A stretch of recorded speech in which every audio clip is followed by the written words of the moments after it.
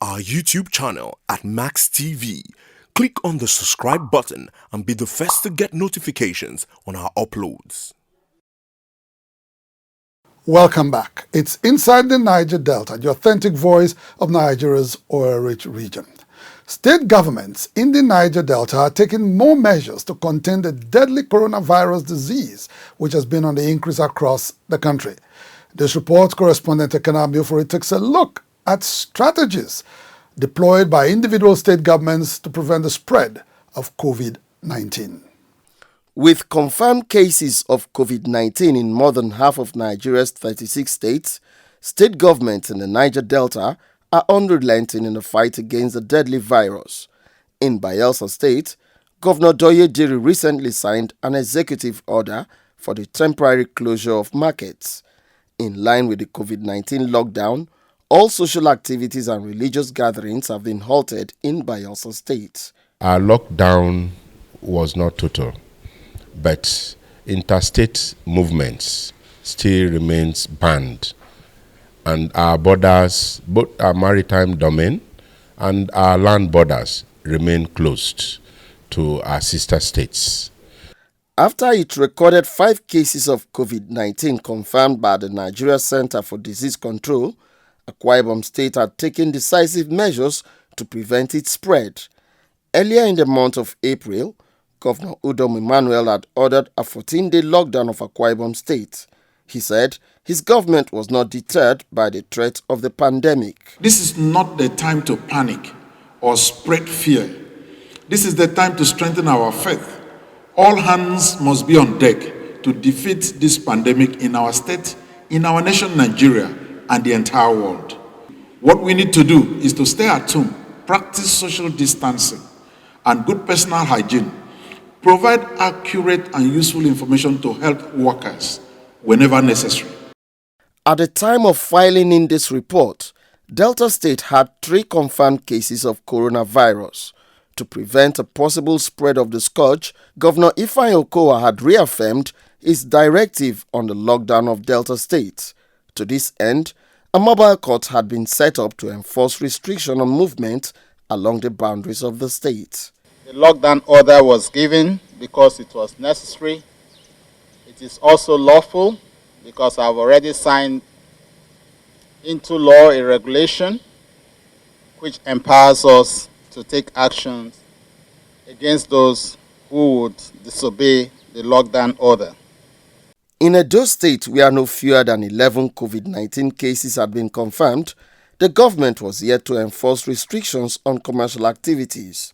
The ambience in Benin City, the Edo State capital, was the usual hustle and bustle as residents went about their businesses unhindered.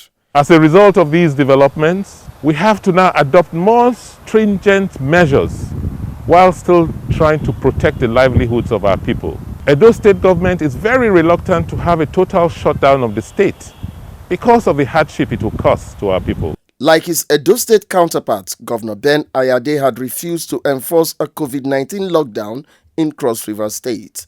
He said if armed with personal protective equipment, Cross Riverians would stand no risk of contracting the virus.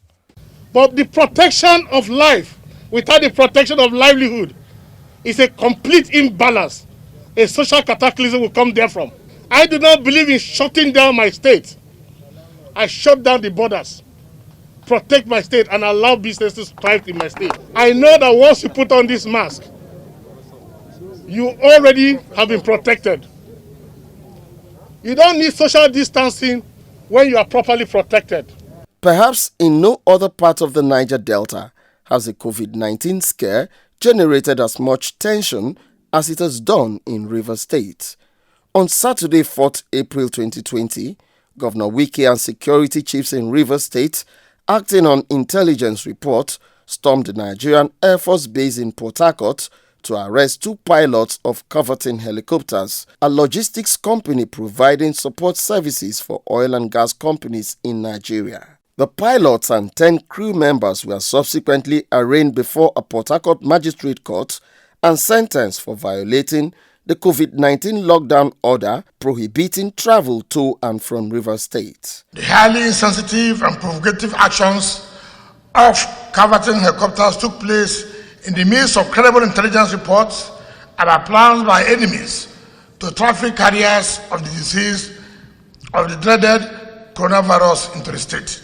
Their morbid intention is to create panic by pushing up the infection rate and rubbish the robust measures we have since put in place to cut off the spread of the virus and keep our states and our citizens safe and secure from the ravaging pandemic.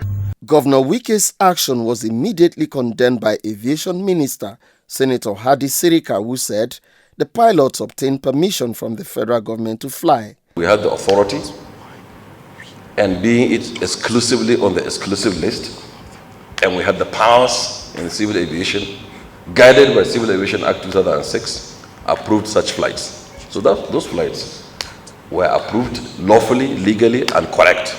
Other bodies such as the National Association of Aircraft Pilots and Engineers, as well as the Aviation Safety Roundtable Initiative, had joined the fray. They threatened to stop all local and international flights into Rivers State at the recession of COVID-19 should the governor fail to order an immediate release of their detained colleagues and apologize for his actions. Unruffled by the position of his critics, Governor Wike later declared cavorting helicopters a persona non grata in Rivers State, insisting that lives must be protected in the state. What many now refer to as a COVID-19 drama playing out in Rivers State continues to generate reactions from interested parties. The governor has done what he has done. One, he did not consider the use of Niger Delta, Rivers State, working with cavorting air. I think the governor of Rivers State acted in error, serious breach of error. Probably he's not happy with the way the federal government is working with Lagos government to cope the menace of COVID-19. I can assure you that somebody somewhere made a terrible mistake which they do not want to own up. If they have any special assignment they are to carry, the first port of call would have been the governor of that state and said, Mr. Governor, this is what we want to do. This is the status of the people that we are sending to the state. We can send the certificate to you.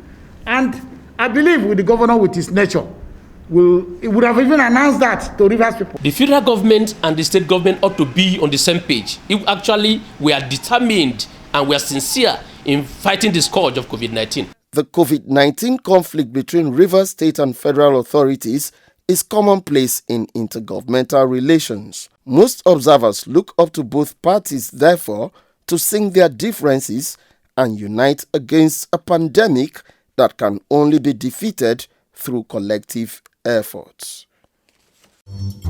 Inside the Niger Delta,